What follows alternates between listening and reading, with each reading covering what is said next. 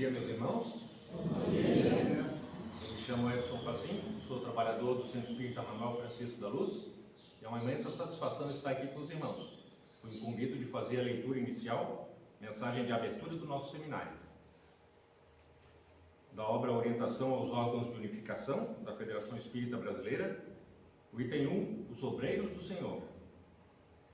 Diz o texto: aproxima-se o tempo em que se cumprirão as coisas anunciadas para a transformação da humanidade. Ditosos serão os que houverem trabalhado no campo do Senhor com desinteresse e sem outro móvel senão o da caridade. Seus dias de trabalho serão pagos pelo cêntuplo do que tiverem esperado. Ditosos os que hajam dito a seus irmãos: trabalhemos juntos e unamos os nossos esforços, a fim de que o Senhor, ao chegar, encontre acabada a obra. Portanto, o Senhor lhes dirá, porquanto o Senhor lhes dirá: vinde a mim, vós que sois bons servidores, vós que soubestes impor silêncio aos vossos ciúmes e às vossas discórdias, a fim de que daí não viesse dano para a obra. Mas ai daqueles que, por efeito de suas dissensões, houverem retardado a hora da colheita, pois a tempestade virá e eles serão levados no turbilhão. Clamarão: graça, graça. O Senhor, porém, lhes dirá: como implorais graças, vós que não tivestes piedade dos vossos irmãos, e que vos negastes a estender-lhes as mãos, que esmagastes o fraco, em vez de amparardes? Como suplicais graças, vós que buscastes a vossa recompensa nos gozos da terra e na satisfação do vosso orgulho? Já recebestes a vossa recompensa, tal qual a quisestes. Nada mais vos cabe pedir. As recompensas celestes são para os que não tenham buscado as recompensas da terra. Deus procede neste momento o censo dos seus servidores fiéis e já marcou com o dedo aqueles cujo devotamento é apenas aparente, a fim de que não usurpem o salário dos servidores animosos, pois aos que não recuarem diante das suas tarefas é que ele vai confiar os postos mais difíceis na grande obra da regeneração pelo Espiritismo. Cumprir-se-ão estas palavras: os primeiros serão os últimos e os últimos serão os primeiros no reino dos céus. O Espírito de Verdade, Paris, 1863. Allan Kardec, o Evangelho segundo o Espiritismo, primeira edição especial, do Rio de Janeiro, da FEB de 2004, capítulo 20, item 5.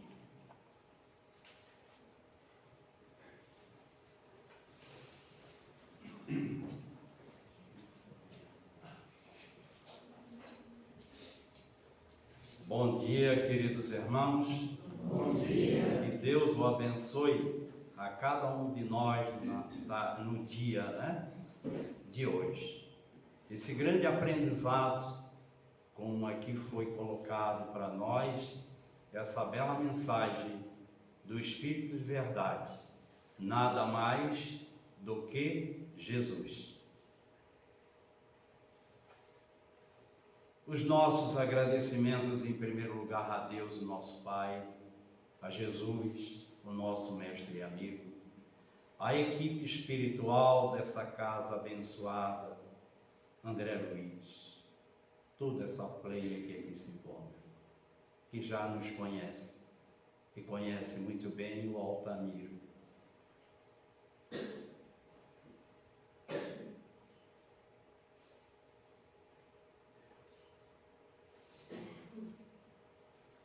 É com muita emoção, meus irmãos, que a gente ocupa alguns minutos aqui nessa tribuna, passando esses minutos aqui reunidos, relembrando os momentos tão felizes que aqui tivemos na direção dessa casa, a fundação dessa casa.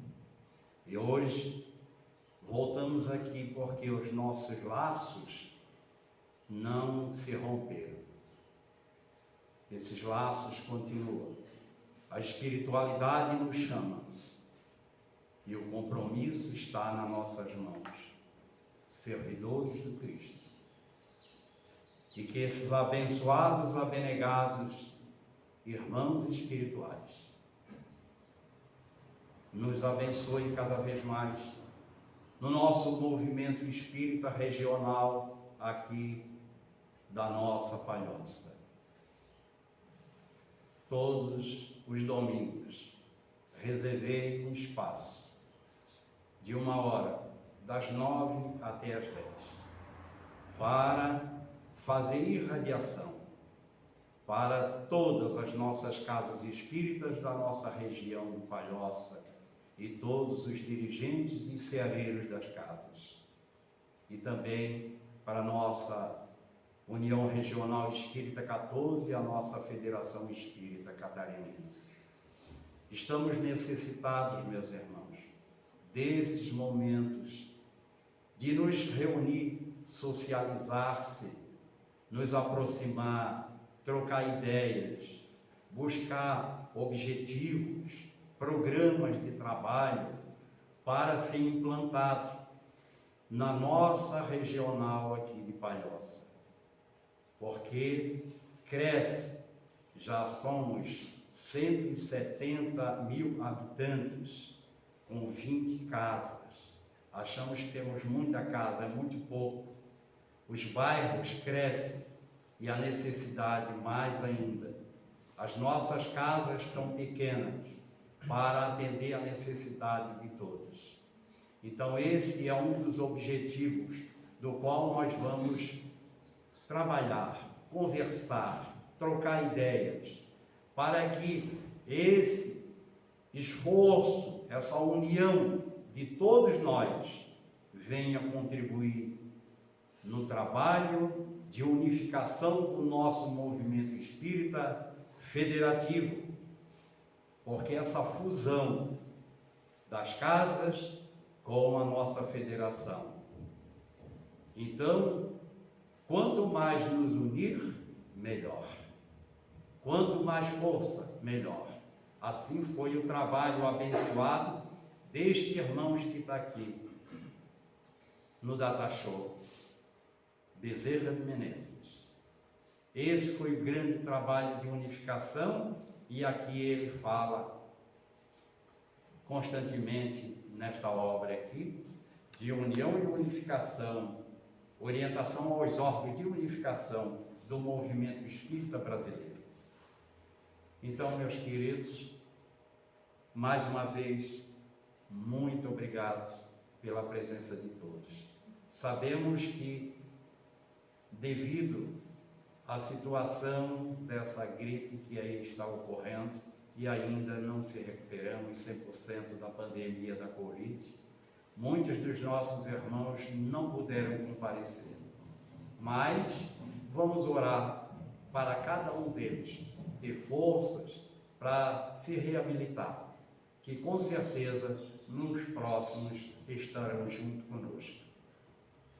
Então vamos agora elevar o nosso pensamento a Deus e a Jesus em prece, agradecendo por tudo, Senhor, que recebemos de Ti, que a luz do Teu amor, Senhor, se derrame sobre cada um de nós aqui presentes, compromissados contigo, Jesus, contigo, Pai de amor e de bondade. Aqui nos encontramos diante de Ti, rogando as Tuas bênçãos, a Tua proteção a cada um de nós.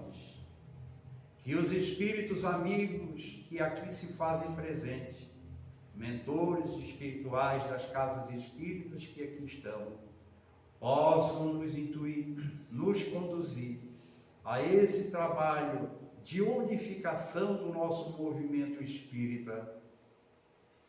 Que a paz de Jesus se derrame sobre cada um de nós. Pai nosso que estás nos céus, santificado, Pai, é o teu nome. Venha a nós o teu reino. Seja feita a vossa vontade, na terra como no céu. O pão nosso de cada dia dá-nos hoje. Perdoai nossas dívidas, assim como perdoamos os nossos devedores. Não nos deixes cair em tentações e nos livre do mal. Em teu nome, Pai, em teu nome, Jesus. Em nome da equipe espiritual que aqui se encontra, Falangeiros do Amor, Bezerra de Menezes, nosso irmão Oswaldo Melo, declaramos aberto o nosso seminário do dia de hoje. Que a tua paz e o teu amor permaneça em cada um de nós, agora e sempre. E é com muita alegria que nós temos no dia de hoje como o seminarista, expositor, o nosso irmão Sidney Lourenço. Este nosso irmão que não mede esforços. Em toda a parte que é convidado, aí ele se encontra. Veio com essa missão tão linda, então corre todo o estado. Agora ele estava falando para mim de onde veio e para onde ainda vai. Então, esse querido irmão, que quando nós solicitamos, ele abre o seu coração para servir. Mas quero agradecer, além de todos os presidentes das casas espíritas que aqui se encontram, quero também me dirigir a esse querido irmão que fez a leitura da mensagem, Edson Fachin, ex-presidente da União Regional Espírita 14, por 2 gestões. É uma alegria receber você aqui, meu irmão, tá? Que a gente sabe o quanto que tu és útil e o quanto que tu faz presente e quanto que tu apoiasse e continuas nesse nosso trabalho de unificação do movimento espírita. Deus te abençoe. Obrigado. Passamos então a palavra ao nosso querido irmão Sidney Lourenço. Deus te abençoe.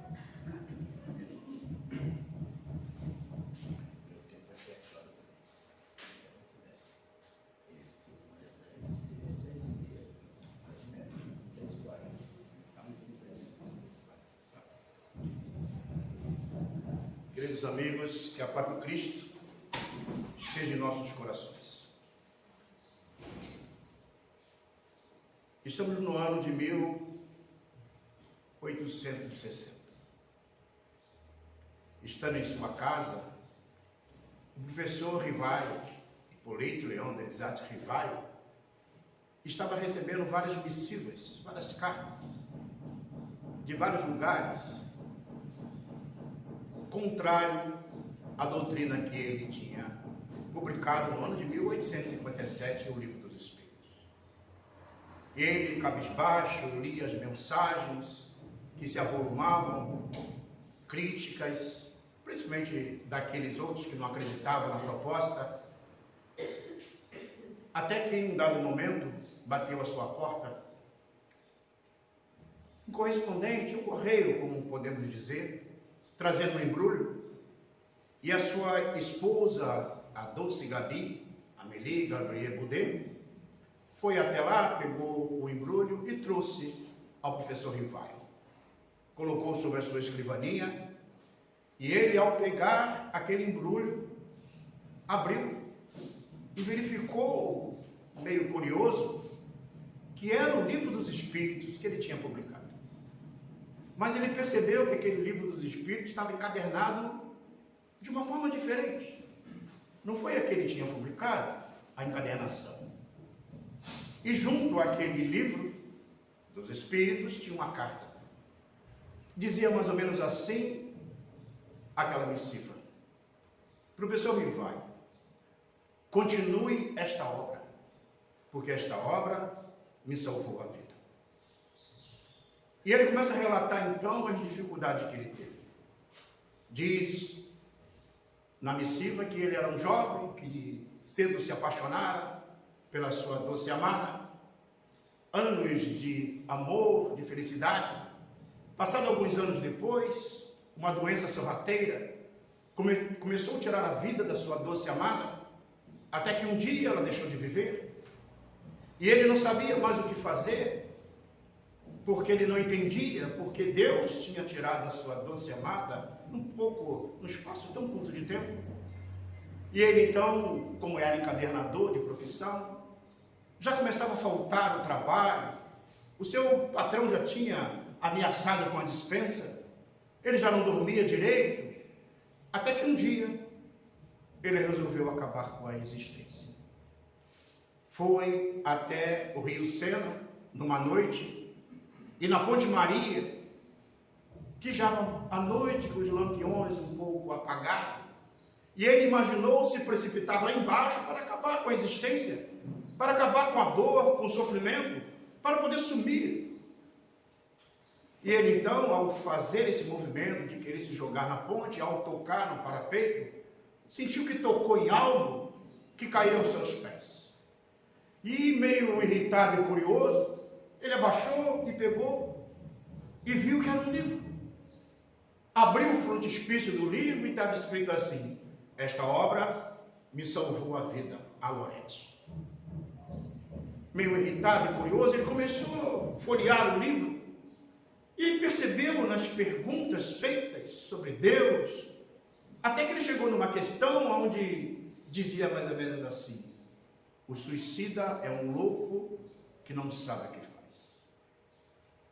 E ao buscar aquela pouca luz que ali presente, ele começou a ler, aquela ideia de acabar com a existência começou a desaparecer, foi para a sua casa, continuou a ler, e começou a entender que a vida prossegue além da sepultura. Foi então, diz ele na carta, que resolvi escrever o seu autor, procurei saber quem era, porque ali estava apenas Allan Kardec, não o professor Hipólito Leão de Zarrivaio. E agora eu escrevo ao Senhor, continue esta obra, porque esta obra me salvou a vida também. E ele coloca no frontispício do livro, abaixo daquele primeiro item escrito, que a Lorete tinha escrito, e ele colocou: esta obra me salvou a vida também, José Ferreira. Naquele instante, o professor Rivaio se encheu de emoção, parou, meditou, e imaginou assim: se o livro dos Espíritos foi possível salvar uma vida, é possível salvar 10. Se é possível salvar 10, é possível salvar 30. Se é possível salvar 30, é possível salvar 1000. Então ele se encheu de entusiasmo e percebeu que a tarefa que ele tinha que executar diante da vida. Nós vamos notar que no ano de 1858, ele cria a Sociedade Espírita de Paris. O primeiro centro espírita, vamos dizer assim, estabelecido para estudar a doutrina espírita, num caráter muito especialíssimo. A Sociedade Espírita de Paris tinha como princípio o estudo da doutrina espírita baseado nas dúvidas das pessoas. Se alguém entendesse algo diferente em algum aspecto, ouvia-se as pessoas: eu entendo que é assim. O outro: eu entendo que é isso. Eu entendo que é aquilo outro. Por exemplo, sobre a reencarnação. E após esse diálogo, essa troca de informações, ele dizia: agora vamos ver o que os espíritos falam sobre a reencarnação. Então ele fazia esse cotejamento entre as ideias, os pensamentos que era vigente nas pessoas, e depois trazia a doutrina espírita, esse arcabouço doutrinário ditado pelos espíritos, para dar esse direcionamento. No livro Viagem Espírita, 1862, o professor Rivaio foi convidado a fazer palestras, a divulgar a doutrina que ele tinha codificado. E ele sai pelo sul da França fazendo palestras, fazendo seminários, que podemos dizer que o nome hoje é assim, naquela época das conferências. E ele foi fazer em um determinado local, e ele diz: se por acaso eu encontrar uma casa espírita aonde tiver alguma divergência, algum ponto de vista divergindo entre as pessoas, eu ficarei com aquele que tiver maior atitude de caridade para com o outro. E ele tem como base a caridade como princípio para o ensinamento da doutrina espírita. é aquele que está lá no capítulo 15, né, do nosso Evangelho, mostrando que é fora da caridade que não há salvação, porque até então se dizia fora da igreja não há salvação. E Allan Kardec, então, ao trazer essa visão de fora da caridade que não há salvação, ele então tem isso como princípio. Há um fato muito interessante narrado pelo nosso querido Divaldo, que há uma dessas saídas do nosso codificador para fazer algumas falas a respeito do Espiritismo, um determinado local que estava pré-estabelecido, no momento atual, que como ainda era Napoleão II, né, que estava no poder, foi de uma certa forma proibido reunir as pessoas naquele local. E justamente naquele local onde ele ia ali falar a respeito da doutrina espírita, foi proibido. E aí pediram para que, então o evento foi transferido para a casa de um confrade, e chegando lá, esse confrade começou a receber as pessoas que foram convidadas, e disse assim: alguém precisa estar lá no local avisando os atrasados, porque desde aquela época tinha os atrasados, né? Os atrasados porque foi trocado de local. E escalaram um jovem que tinha apenas 19 anos de idade, para que ficasse ali. Aquele jovem que nunca tinha ouvido o mestre falar e foi lá para assisti-lo, mas foi convidado a ficar no local. O jovem Leon Denis. E ele ficou lá, dizendo às pessoas: não é aqui. E ficou. Diz nosso querido Divaldo que quando o jovem Leon Denis retornou, já tinha acabado a conferência, e ele no dia seguinte tentou falar com o mestre leonês, e ao chegar viu uma cena bucólica, linda, maravilhosa. Allan Kardec sobre uma escada, do lado de uma macieira, recolhendo maçã, entregando para a sua doce amada, a doce Gabi. Ele olhou naquela cena bucólica e ele disse: não vou interromper. Virou as costas e nunca mais ele teve oportunidade de falar com o mestre Leonês. Leon Denis é o maior espírita, o maior desenvolvedor da filosofia espírita. Por exemplo, se alguém estiver desencarnando, dê de presente a obra Depois da Morte, porque ele volta à vida na mesma hora. É uma obra que realmente nos eleva espiritualmente. Leon Denis é aquele mesmo que, quando Ivone Pereira, na sua saga pelo Brasil, depois de ter psicografado várias mensagens para formar o livro Memória de um Suicida, é o mesmo Leon Denis que vai estar junto a ela quando ela pegou toda aquela brochura de mensagens e levou na Federação Espírita Brasileira, à época, para ser publicada, e o presidente disse assim: aqui nós só publicamos obra de Chico Xavier. A senhora vai me desculpar. E ela então pegou tudo e foi voltando para casa, imaginando assim: vou tacar fogo em tudo, já que a gente não quer, eu estou dando. E no caminho, quando ela chegou em casa, o Leon Denis lhe disse: calma, minha irmã, aguarde. Os presidentes não vivem muito tempo. Aguarde. Vamos revisar esse conteúdo. E ajudou a revisar. E ao fazer essa revisão, ela esperou apenas 20 anos para publicar Memória de um Suicida. E às vezes a gente vê os médios meio apressados, às vezes recebeu uma mensagem ontem, já quer publicar hoje. Já quer colocar para todo mundo ver. Já quer botar seu rosto do lado. E a gente olha, a gente fica assim: mas por que acontece isso no movimento espírita? Quando o nosso codificador, à época, fez esse movimento todo e no seu desencarne, o jovem Camilo Flammarion fez o discurso no momento que os seus esposos carnais foram colocados no Père Lachaise, no Montmartre, se não me engano. Depois, quando foi feita a exumação cadavérica de Allan Kardec do Montmartre para o Père Lachaise, onde hoje está estabelecidos os restos mortais, quem fez o discurso foi Alexandre Delane, pai de Gabriel Delane. Gabriel Delane tinha 8 anos de idade quando ouvia as notícias, porque Alexandre Delane, juntamente com a sua esposa, foram médiuns de Allan Kardec, que utilizaram, que serviram para construir a doutrina espírita. E Gabriel Delane já assistia a isso desde pequeno, que depois ele desenvolve a área da ciência espírita nas suas obras. E aí Alexandre Delane diz, naquela mensagem, que o ponto principal do nosso codificador era sobre a caridade.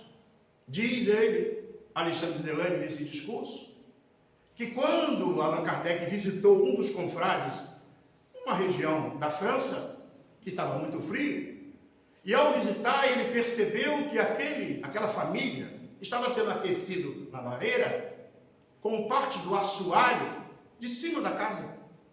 Porque como ele não tinha recursos para comprar as lenhas, ele tirava parte do assoalho e colocava na lareira.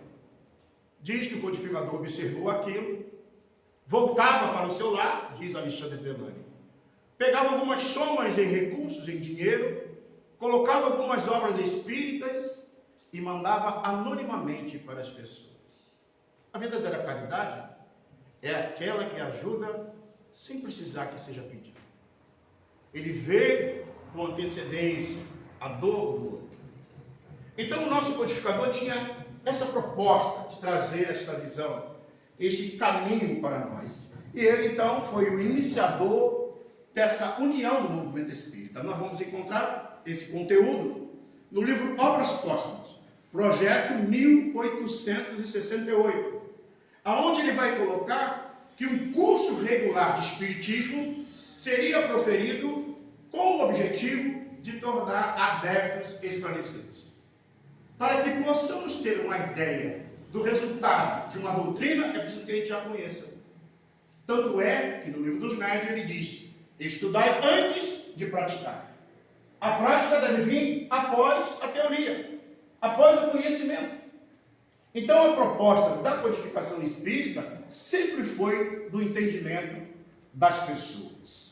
E é interessante a gente analisar isso, porque depois que o espiritismo chega aqui no Brasil, nós vamos ver tantas figuras, tantos pensamentos, e esta figura, este Senhor, que ele estava entre nós durante um bom tempo, mas ele tem uma história muito interessante, que quando ele ainda estudante de medicina no Rio de Janeiro, e ele foi por necessidades materiais, porque ele não tinha recurso, mas conseguiu estudar, e mesmo assim ele tinha que pagar o quartinho lá que ele morava, para poder pagar o aluguel. E um belo dia, ele estava sem recurso, não sabia o que fazer. Aí apareceu um aluno que disse assim: eu queria, se eu me desse aula de matemática, de ciência, eu pudesse dar aula. E eu estou com dinheiro aqui, diz o aluno, e eu não quero ficar com dinheiro, senão eu vou gastar. Eu quero já deixar pago antecipadamente. E o doutor Bezerra de Menezes, na época, que não era doutor ainda, né? E ele disse: sim, concordo, tudo bem, mas volte a semana que vem que eu vou me preparar para poder dar aula. O aluno nunca mais voltou. Passado tempo depois, e aí nós temos uma história muito bela da sua peregrinação até ele chegar a ser convidado, já depois que ele foi vereador no estado do Rio de Janeiro, foi médico, tenente no Exército, e também foi deputado da nossa República, na época, né? Até com o nosso Dom Pedro II, ele teve contato. Então, naquele momento, o nosso querido Bezerra foi convidado a assumir a Federação Espírita Brasileira, que ela foi fundada em 1884. E aí, ele diz para os companheiros ali presentes: eu não tenho recurso para estar podendo atender a federação, porque ele já tinha passado em várias situações, e ele renunciou várias coisas, e tinha perdido os recursos dele, estava com poucos recursos. E aí o médium recebeu uma comunicação que disse: não se preocupe, se precisar, nós mandamos outro aluno para você dar aula. É essa figura. Que a gente olha assim, a gente fica imaginando que a base desse livro que o nosso querido apresentou, a base desse livro é tudo estruturado na mensagem do nosso querido Bezerra de Menezes. Esse espírito tem uma cena muito bonita da sua existência aqui na Terra, que quando ele estando no seu consultório de medicina no Rio de Janeiro, bateu a porta um pai, trazendo a sua filha, a masculina, vestida com camisa de força, coisa que não era habitual na época, a jovem estar vestida masculina, e trazendo por enfermeiros fortes, e ela uivava como se fosse um animal, tentando morder as coisas, as pessoas. E o pai virou para o Dr. Bezerra de Menezes e disse: Dr. Bezerra, eu venho trazer a minha filha por senhor curá-la. Se o senhor não puder curar, eu vou matá-la e depois vou me matar. E o Dr. Bezerra de Menezes, olhando naquela jovem, ele percebeu que aquela jovem ali tinha um espírito que a atenazava. Ele disse: desamarre-a, porque o irmão que está com ela está sofrendo tanto quanto ela. E aí ela diz, aí o pai diz: mas se eu fizer isso, doutor Bezerra, é um animal que está enjaulado, ela vai quebrar tudo, ela vai agredir todo mundo, é o que ela faz há tantos anos. E o doutor Bezerra de Menezes, vendo aquela jovem que tentava morder, com as gengivas sangrando, os dentes quebrados, as unhas tinham crescido de tal forma que penetrava nas carnes das mãos, o corpo não higienizado. Ele chegou próximo àquela jovem, abraçou e começou a chorar. E disse assim: meu irmão, nós somos dois infelizes. Você, porque o ódio te enlouqueceu. E eu, se eu fosse o verdadeiro servidor do Cristo, ele acalmaria em nome de Jesus. E ao abraçar a jovem chorando, ele percebeu que ela tentava mordê-lo, mas de repente parou e começou a chorar também. E ele começou a soltar as fivelas da camisa de força. E o pai disse: não faça isso, doutor Bezerra, ela vai me agredir. Ele falou: eu mereço. Se ela me agredir, eu mereço. E ela então, depois com os braços libertos, doutor Bezerra já esperava a bufetada. E naquele instante que ele achava que ia ser agredido, aquele espírito que a influenciava no processo de subjugação se jogou aos pés do doutor Bezerra de Menezes e disse assim: velhinho bom, andei por todos os cantos, me chamaram de demônio, de Satanás, mas tu me chamaste de irmão. O que devo fazer, velhinho bom? E ele disse: deve ser feliz, meu filho. Mas se eu for feliz, diz o espírito, ela, se referindo à jovem, ela também será feliz, que é minha esposa adulterina do passado, juntamente com ele que agora está travestido em seu pai. E o doutor Bezerra: mas é a lei da vida, meu irmão, tu deve ser feliz.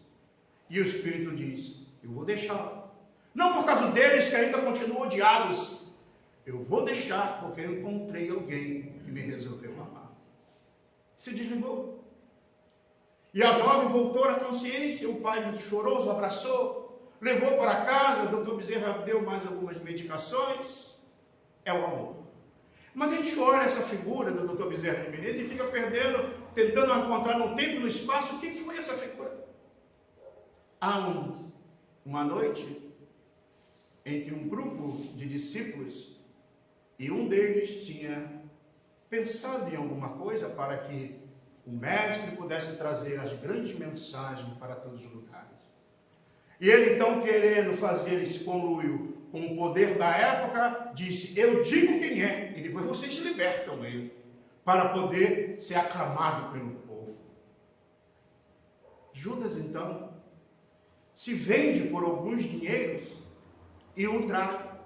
E ao trair, ele então não aguenta, porque aqueles que prometeram libertá-lo, o mestre, não libertou. E ele então, entrando em desespero, buscou uma árvore e cometeu o ato de suicídio. Só que o grupo, que era 12, passou a ter 11. E precisava ter um substituto. E esse substituto foi aquele baixinho, aquele pequenino, que quando Jesus passou pela frente da sua residência, ele que era cobrador de impostos, ele subiu no sincômoro, estava lá em cima. E na hora que Jesus passou embaixo, juntamente com a multidão, ele disse: Zaqueu, Zaqueu, desça daí, que eu hei de hoje me hospedar em sua casa. E Zaqueu desceu correndo, preparou a família, deixou todo mundo esperando, e Jesus, quando depois da peregrinação, foi à casa de Zaqueu. E Zaqueu disse ao Senhor: todos aqueles que eu prejudiquei, eu hei de recompensar. E àqueles que eu prejudiquei, darei em dobro aquilo que eu fiz de errado. E aí então Zaqueu se modifica. E é Zaqueu que depois vai substituir, que é o 13º apóstolo, Matias.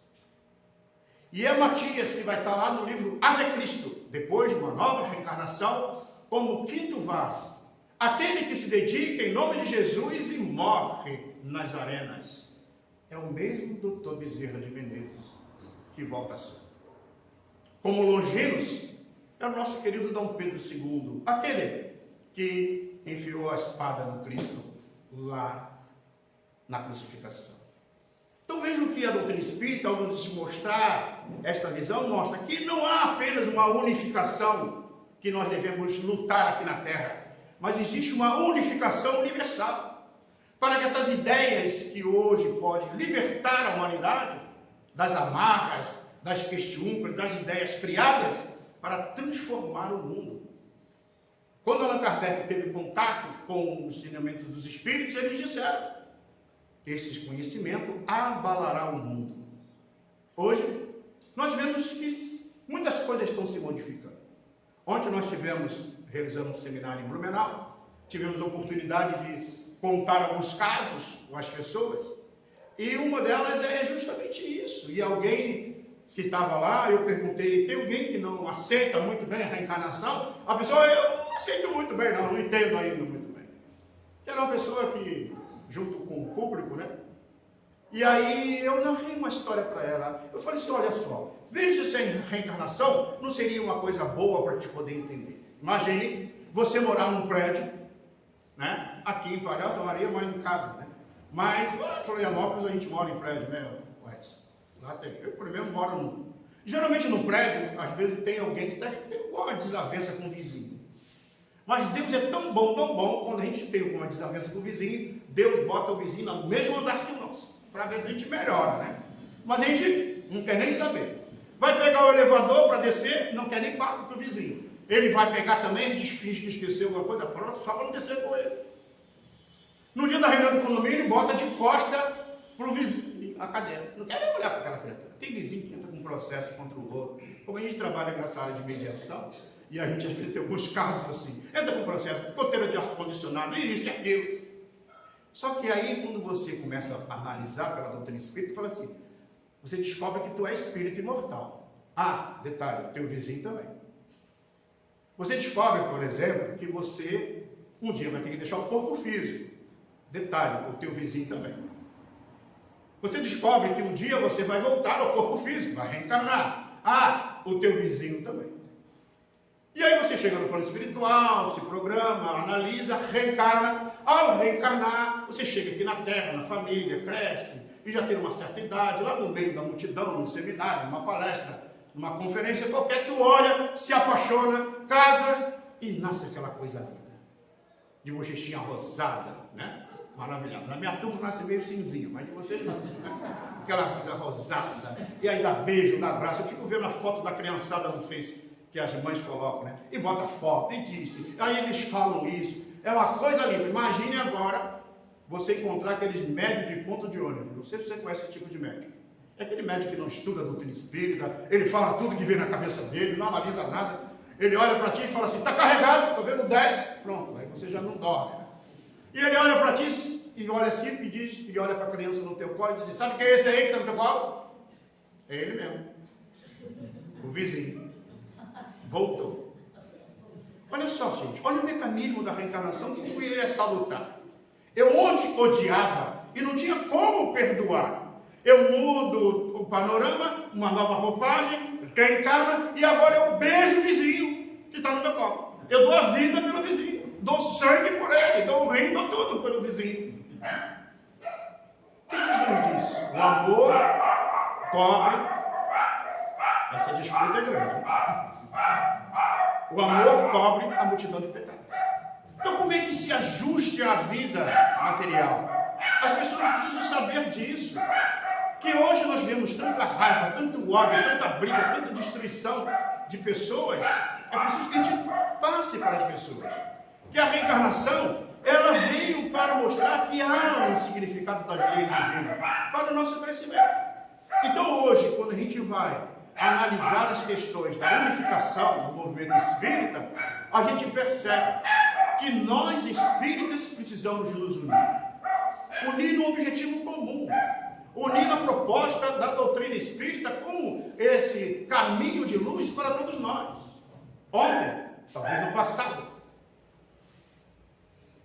quando a doutrina espírita foi transladada, da França para cá, Ismael, que é o mentor espiritual do Brasil, ele chegou e virou para São Luís, o mentor espiritual da França, e disse assim: olha, o nosso Senhor Jesus Cristo diz que o Espiritismo vai para o Brasil.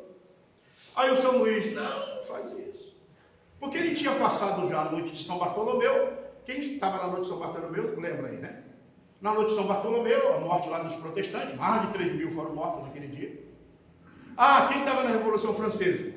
A guilhotina, em cada esquina tinha guilhotina. Morreu muita gente. Só que essas almas estavam na psicosfera da França. E aí, o São Luís disse: mas não, vejam, olha a psicosfera, como é que vai poder esclarecer essas almas? O Ismael falou: não tem jeito. O Senhor falou que vai para o Brasil. Está lá no livro Árduo Ascensão de Vitor Hugo, psicografado pelo nosso querido Divaldo Franco. E aí o São Luís falou: então tá bom, eu aceito, sem problema. Pode vir, pode ir então para lá. Só que tem um detalhe, Ismael, eu vou precisar de uma ajuda tua. Ele falou: mas qual? Não dá para levar alguns desses franceses para reencarnar no Brasil? Aí ele falou: tá bom, quantos? Uns 2 milhões só. E aí reencarnou 2 milhões de franceses. Mas está todo mundo aí com saudade da França e fica pensando, querendo voltar para lá. Certa feita, numa reunião mediúnica lá na Amor e Humildade, a gente fazendo o atendimento, um espírito, se dizendo sacerdote de uma determinada da igreja, e ele não aceitava de forma nenhuma a orientação. Dizia que estava tudo errado. E ele falava, e a gente tentando argumentar, e eu falei: mas você tem que lembrar de Francisco de Assis. Francisco é um tolo. E ele falava as coisas assim. E eu já não tinha mais argumento. Até que um dado momento, a outra médica que estava ao meu lado, que todo mundo conhece, a Mara Rúbia, ela disse assim: Sidney, tem um outro espírito que quer falar com ele. E eu falei: então tá, pode falar, né? Porque o diretor da reunião mediúnica tem que ter um bom senso ali, analisar na hora. E aí o espírito, através dela, começou a falar com ele em francês. E eu não entendi nada. E aí eu fiquei, e ele parou de falar e começou a chorar. E ao falar em francês, ele começou a falar, e ele começou a se modificar, aceitar, e depois veio a orientação dizendo: meu irmão, aproveita a reencarnação. Porque ele não aceitava que ia reencarnar. Aproveita a reencarnação. Depois a Mara Rúbia nos disse, inclusive para a Mara Rúbia, quem não conhece, ela foi fazer a pós-graduação dela na França, o mestrado, se não me engano. O marido dela é francês, a filha fala francês, e ela então ela traduziu para nós depois dizendo a mensagem que era. Mas o mais interessante foi o final da reunião, quando a gente estava avaliando com os médicos. A médica que deu a comunicação desse espírito disse assim: Cid, engraçado, na tela mental dele, desse espírito, ele lembrava como estivesse caminhando nos porões da igreja na França. E eu falei: mas foi. E olha, naquela avaliação a gente vai ouvindo cada médium, deixando cada um falar um tempo que precisa sobre aquilo. E ela disse: é engraçado. Mas tem um detalhe, Cid, engraçado, que quando ele estava andando nos porões lá da França, tu estava do lado dele. Eu falei: não, vamos trocar de assunto, vamos parar o assunto, vamos falar de outras coisas. Aí mudamos de assunto. Aí eu entendi porque quem que veio, já queimamos alguém, veio queimadinho também para aprender. Vejam, a doutrina espírita nos revela situações. E aí a gente começa a entender aonde é que está o nosso ponto principal, que é o que a mensagem foi dita, que o nosso querido Faquinho nos leu. Segurar as controvérsias, as questiúnculas pessoais, porque a tarefa não é da casa espírita, não é do presidente, não. A causa não é do nosso querido Romero, não. A causa é do Cristo. Então, se nós não conseguimos superar as rivalidades entre nós, como é que o Cristo vai poder se estabelecer na Terra? Porque, veja bem, há 2000 anos ele disse para nós assim: amai-vos uns aos outros. E aí o que acontece? A gente olha para uns aí e fala assim: eu acho que Jesus errou, porque não dá para amar, não. Tem uns aí que... E a gente fica em dúvida ainda. Agora imagine se agora a gente chegar com uma proposta diferente para a modificação da humanidade. Vai precisar a gente ter dificuldades ainda para colocar. Carlos Lomba, na mensagem O Espírito de Verdade, do livro O Espírito de Verdade, psicografado pelo nosso Chico, ele diz o seguinte: nós estamos na primeira geração de espírita.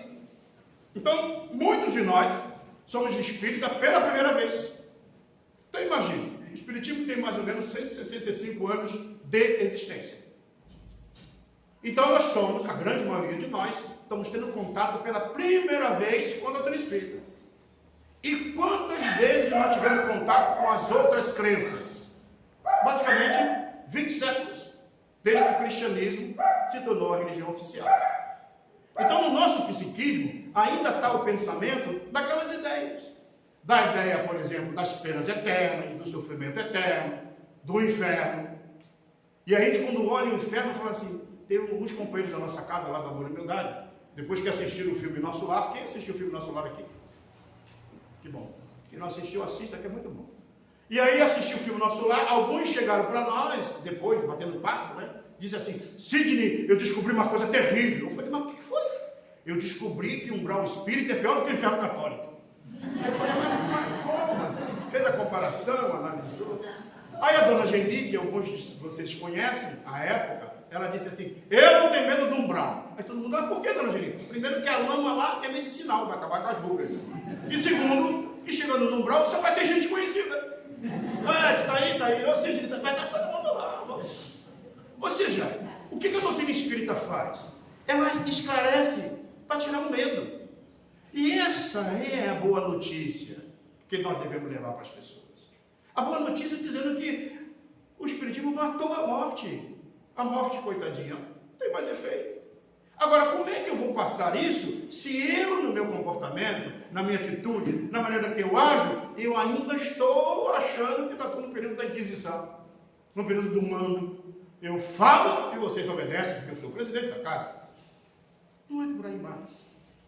É preciso que a gente reveja esses conceitos. É preciso que a gente entenda a proposta do Cristo, que é uma proposta de união. Quando o nosso querido Bezerra, ele fala na mensagem a respeito do serviço de unificação, ele diz: é urgente, mas não apressado. É urgente que a gente faça, é urgente que a gente fale, é urgente que a gente discuta a ideia, mas não é apressado, no sentido de a gente querer que chegue amanhã. Não vai ser apressado. Ela precisa ter seu tempo de maturação. É preciso ter um convencimento. É preciso ter um momento exato em que cada estrutura começa a funcionar nesse sentido. E ele diz assim, ó: não nos compete violentar consciência alguma. Não compete a gente fazer isso. Pelo contrário. Como é que tu pensas? É assim. Veja, se você está pensando que a reencarnação é só para o pessoal da Palhoça e o pessoal de Florianópolis não reencarna, não é bem assim não, tá? Porque vai reencarnar todo mundo. Olha bem, lá no Concílio de Constantinopla, em 555, a reencarnação foi considerada heresia. Todos aqueles que participaram desse concílio já reencarnou várias vezes. Veja, uma determinação humana não muda a lei divina.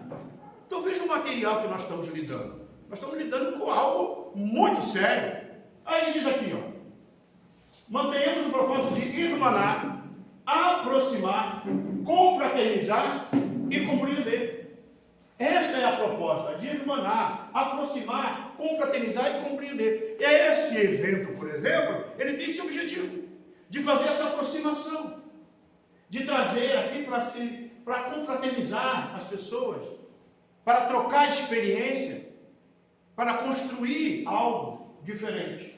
E ele diz: nós que nos empenhamos carinhosamente a todos os tipos de realizações respeitáveis que os nossos princípios nos oferecem, não podemos esquecer o trabalho do raciocínio claro, para que a vida se nos povoe de estradas menos sombrias. É esse entendimento, é entender esses por exemplo, esses itens que nós aqui pegamos alguns deles, para poder entender. Porque quando eu passo essa informação para frente para alguém, começa a ver uma forma diferente. Meu cunhado, há pouco tempo agora, desencarnou. Tem questão de uma semana. Ele mora em Brasília. A minha irmã sempre foi espírita, minha sobrinha é espírita, presidente do Centro Espírita lá no Rio. E ela é uma médica que sente a presença dos espíritos, a minha sobrinha. E ela disse assim: tio, eu senti o pai, quando ele saiu do corpo, ele saindo do corpo e tentando voltar para o corpo. Porque quando ele viu que estava desligado, ele tentava voltar. Gente, depois que desliga, não volta mais, não tem mais jeito. Então, se por acaso você tiver um desmaio, fica com o olho fechado, não abre.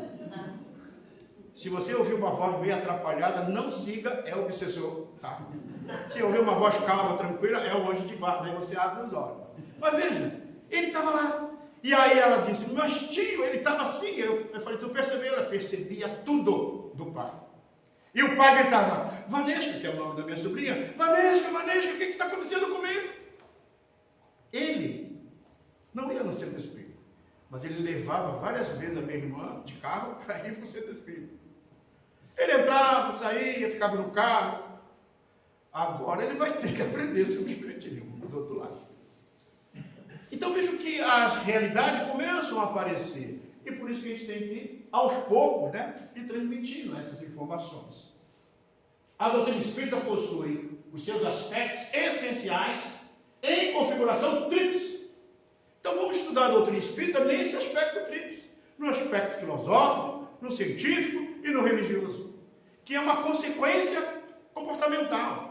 Quando eu analiso as questões filosóficas, por exemplo, eu chego ao saber, ao conhecer, a entender. Mas quando eu chego na área científica, eu fico pensando assim: mas a ciência ainda não falou sobre isso.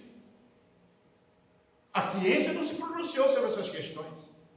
E aí eu vejo muitos espíritas pegando a frase dizendo assim: quando o espiritismo, a ciência provar que o espiritismo está errado, o espiritismo avança para esse ponto da ciência. Até hoje não teve nenhum item que a ciência provou o contrário. Pelo contrário, ela tem pontos de divergência. Nenhum item que a doutrina espírita levantou até hoje foi provado contrário pela ciência. E lá no capítulo 1 do Evangelho, é muito interessante que quando Allan Kardec fala da ciência, da união da ciência com a religião, ele diz assim: tanto a ciência quanto a religião é de origem divina. Tanto a ciência como a religião. E elas não precisavam ser antagônicas, porque a origem é a mesma. E por que elas são antagônicas? Porque é a posição dos indivíduos. São os homens que a utilizam e um é contrário ao outro. Aí ele diz assim: a doutrina espírita, o espiritismo, vai ser esse elemento que vai permitir essa união da ciência com a religião. Porque aquele que é cientista, quando descobre sobre a vida espiritual, quando ele entende sobre a consequência espiritual sobre a vida, ele vai olhar a religião de forma diferente, porque ele vai compreender. A religião, por sua vez, dentro dos processos dogmáticos, começar a analisar e verificar que não existe a ressurreição da carne no último dia. Vai verificar, por exemplo, que não existe as penas eternas, os sofrimentos eternos. Ela começa a se modificar e aceita as questões da ciência. Esta é a união proposta pela doutrina espírita. E essas consequências do comportamento moral é uma atitude que todos nós vamos chegando. Então, por isso que a unificação, ela vai trazer este aspecto. Nenhuma hostilidade recíproca, nos diz Bezerra. Preservar os fundamentos da doutrina espírita. Gente, precisamos fazer isso. Estes fundamentos da doutrina espírita. Há pouco tempo agora, eu tenho uns meses, eu fui convidado a fazer uma palestra no Canadá. E eu já estava preparando a mala, mas depois eu descobri que era online. Aí eu falei: poxa, estava já pronto para ir. Porque tem alguns brasileiros lá, inclusive uma da jovem que estuda conosco na evangelização lá do nosso Amor e Mudade do Apóstolo, que hoje nós coordenamos junto com o nosso Alexandre Chambarelli, lá do Amor e Mudade. Ela assiste conosco todo sábado. Ela entra na sintonia pelo Zoom e assiste o estudo conosco. Os nossos jovens de 14, 15, 13, 14, 15, 16, 17, eles pediram para estudar o livro dos Espíritos. E lá nós estudamos o livro dos Espíritos. E quando o companheiro convidou para a palestra, eu fiquei todo empolgado achando que ia para o Canadá, mas não vai ser dessa vez. E aí só em espírito, e nem espírito eu consigo atravessar o oceano, imagina. E aí eu fiz a palestra e tal, e o pai e a mãe deles, que moravam antes em Blumenau, agora estão lá, e os brasileiros estão em tudo quanto é lugar. Se tem mais de 27 federativas no Brasil, no mundo, graças aos brasileiros. Todas elas foram fundadas por brasileiros. Ou seja, são alguns europeus que vieram para cá, agora voltaram, levaram a doutrina espírita. Então vejam que a doutrina espírita vai ganhando espaço, vai atingindo todas as classes, com muita calma, com muita tranquilidade, porque a doutrina espírita não precisa fazer nada de proselitismo, de convencimento. Por isso que nós, espíritas, precisamos ter tranquilidade. Ai, Sidney, o mundo está uma coisa horrível. Agora tem muita teoria, ideologia, e está todo mundo. E aí eu fico vendo alguns espíritas e até palestrantes que leu alguma coisa, pensou alguma coisa, ou já viveu algumas situações. Ah, isso aí lá na doutrina espírita ficava bom. Aí eu pergunto, mas o que é? Não, passa assim meio diferente, dá uma sacudida no pé do espírito. Aí eu falo, mas por que isso aí? Eu não estou fazendo propaganda do meu livro não, tá gente? Que é Transfusão Fluídica, mas que eu trouxe, que ontem eu vendi quase todos lá em Blumenau. Mas aí eu fico vendo, não, mas essa prática é boa, mas isso aí é bom. E aí eu fico, onde é que está a doutrina espírita? Nós estamos vendo hoje companheiros na prática do reiki, não tem problema nenhum. Na prática de constelação familiar, não tem problema nenhum. Não estamos contra nada disso. Só temos que entender o seguinte, a doutrina espírita tem um material suficiente para atendimento das pessoas.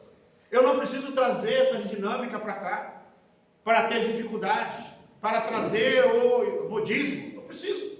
Porque a doutrina tem um conteúdo, mas eu preciso estudá-la. Se eu não estudo, eu não entendo. Eu não compreendo.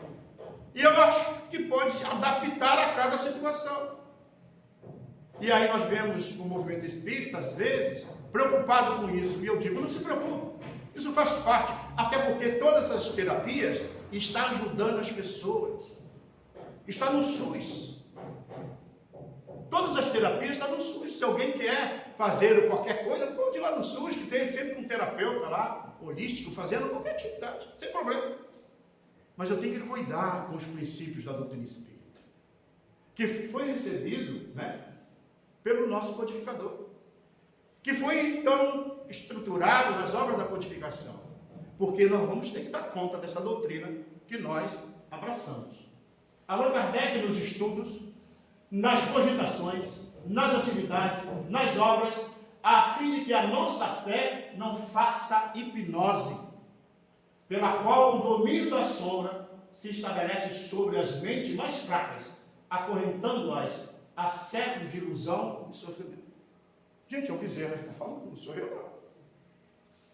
Então, o nosso cuidado, estudo das obras da codificação, é realmente rever esses conceitos e entender. Veja, essa prática, como é que ela está dentro do doutrina espírita? É isso que esse livro, ele tem, não só ele, mas a Orientação do Centro Espírita, para dar um direcionamento. É um produto do movimento espírita. Isso aqui não foi criado por uma pessoa. Essa slide aqui, que nós estamos utilizando, foi de um seminário que nós participamos já há algum tempo, lá no Paraná, da Federação Espírita Brasileira, do Conselho Espírita Nacional, do CFE. O Conselho Espírita Nacional, da FEB, é a união de todos os presidentes de todos os estados do nosso Brasil. Quem define as regras, quem estabelece publicações, quem passa esse material, não é alguém que bola, é o Conselho Federativo Nacional. Não é a FEB, é o Conselho. A FEB, ela imprime, ela publica, mas quem define são os presidentes das federativas. E como é que os presidentes das federativas chegam lá para levar o resultado para o movimento espírita nacional? É através das uniões regionais espíritas, com seus conselhos. E como é que o conselho, dentro da região, ele consegue chegar com o resultado para chegar no Conselho Regional, para depois chegar na FEC, para a FEC levar para a FEB. É através das reuniões locais do Conselho Federativo Estadual, Municipal, na região. Então, é uma troca de informações. Por exemplo, hoje, se nós temos um material didático na área da mediunidade, que foi estabelecido para o movimento espírita, e hoje tem outros formatos, mas à época foi o nosso querido Sérgio Céu, que quando estava vice-presidente da Federação Espírita Catarinense, ele sugeriu, através de encontros com a Federação Espírita Brasileira, e foi aprovado. E hoje nós temos aí um curso sistematizado da mediunidade. Mas começou aqui, com o companheiro aqui do Palhoça. Veja como é importante a gente participar do movimento espírita, como a gente entender que a unificação é justamente isso, é troca de conhecimento, de ideias, de pensamentos, de experiências bem-sucedidas, que eu posso ter tido na minha casa. É isso que a gente soma aos diversos valores no Brasil inteiro. O Pacto Áureo, que é a união dos espíritas no Brasil, foi assinado, foi secretariado pelo nosso querido Oswaldo Melo. O nosso Oswaldo Melo, que a gente conhece muito bem, né? Então é preciso que a gente comece a perceber que nós fazemos parte desse processo. E o nosso Bezerra, então, dá esta informação. Seja Kardec, não apenas escrito ou sentido, apregoado ou manifestado. A nossa bandeira mais suficientemente vivida, a nossa bandeira mais suficientemente vivido, sofrido, chorado e realizado em nossas próprias vidas. Sem essa base, é difícil forjar o caráter espírita cristão. Então, para que realmente eu possa dizer que eu sou verdadeiramente espírita cristão, eu tenho que passar por essas etapas.